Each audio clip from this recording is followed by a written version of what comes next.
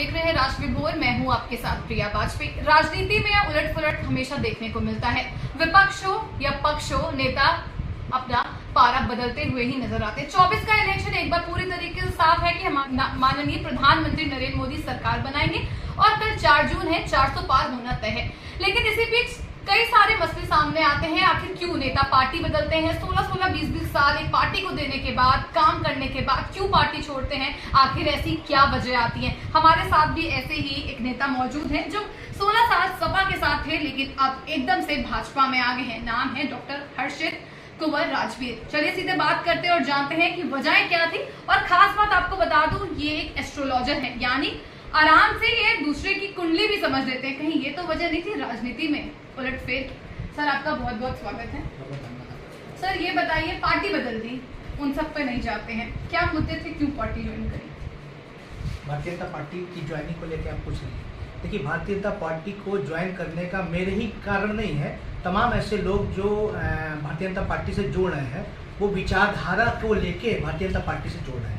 क्योंकि भारतीय जनता पार्टी लगातार ऐसे कार्य कर रही है कि वो हमारे राष्ट्र का जो मतलब कह सकते हैं कि ध्वज है वो मजबूती से धारण किए हुए है और वो समग्र मतलब विश्व में हमारे राष्ट्र को एक नई पहचान दिला रही है। आपने देखा होगा विगत 10 वर्षीय के मोदी जी के शासनकाल में निरंतर भारत ने एक नई मतलब ऊर्जा, नया आयाम स्थापित किया है वैश्विक पटल पे। कहीं पर भी कोई ढुलमुल रवैया नहीं रहा, कोई लोचदार फैसले नहीं रहे। आपने देखा होगा, चाहे वो क्या बोलते हैं पाकिस्तान की राजनीतिक स्तर की गतिविधियां हो या अन्य राष्ट्रों की रहा हो, चाइना के स्तर पे आपने देखा होगा। और देश में आतंकवादी गतिविधियां जो 2014 से पहले की थी वो अब उसके बाद से आपने कहीं नहीं देखी होंगी। तो ये सब कारण हैं। विशेषकर हिंदू भी एक कारण था, हिंदू होने की वजह से ज्वाइन करी आपने भाजपा, या ठाकुर होने की वजह? मैं सनातनी के आधार पे कह सकता हूँ कि एक सनातन विचारधारा रखने वाला जो भी व्यक्ति है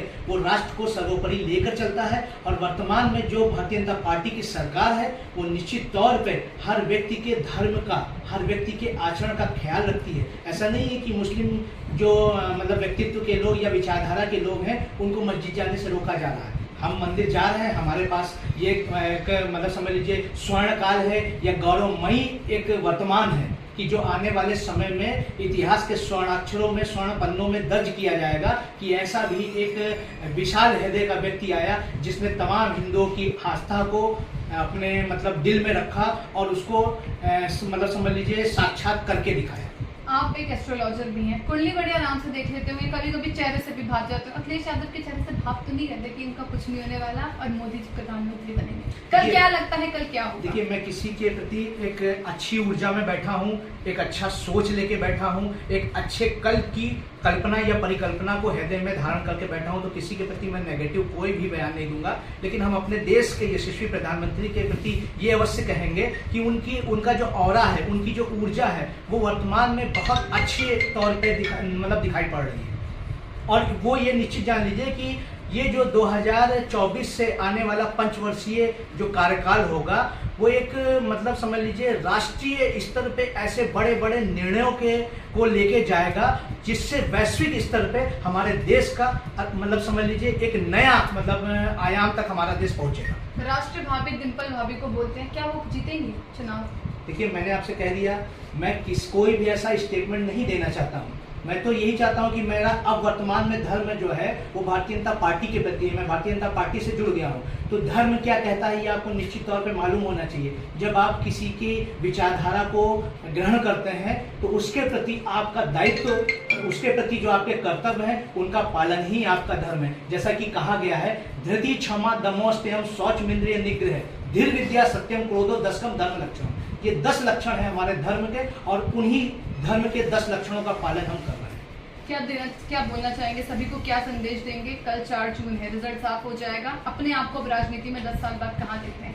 क्या कोई नेता पद के तौर पर किसी कैबिनेट में जाने की उम्मीदें हैं, यूपी में ही या सेंट्रल पे? देखिए, मैं जो राजनीति वर्तमान में कर रहा हूँ या विचारधारा से, जिस विचारधारा से प्रभावित हुआ हूँ, वहाँ किसी प्रकार के लोभ, किसी प्रकार की लालच या किसी प्रकार के स्वार्थ को हृदय में धारण करके मैं आगे नहीं बढ़ा हूँ। मैंने देखा है कि जो व्यक्ति राष्ट्र को बढ़ा रहा है वो निश्चित तौर पर राष्ट्रवादी लोगों को और ऐसी विचारधारा वाले व्यक्तियों को फ्रंट पे लाएगा ही लाएगा। और अगर ये अवसर मुझे मिलता है, कुछ भी ऐसा मुझे कार्य करने का अवसर भारतीय जनता पार्टी देती है, तो ये निश्चित जान लीजिए कि हम ये प्रयास करेंगे कि भारतीय जनता पार्टी का नाम और गौरव लगातार बरकरार रख सके। शुक्रिया हर्षित जी कि आपने इतना कीमती समय दिया, कि कल का दिन बहुत ज्यादा महत्वपूर्ण है। आपको बहुत बहुत शुभकामनाएं कि भारतीय जनता पार्टी विजय हो।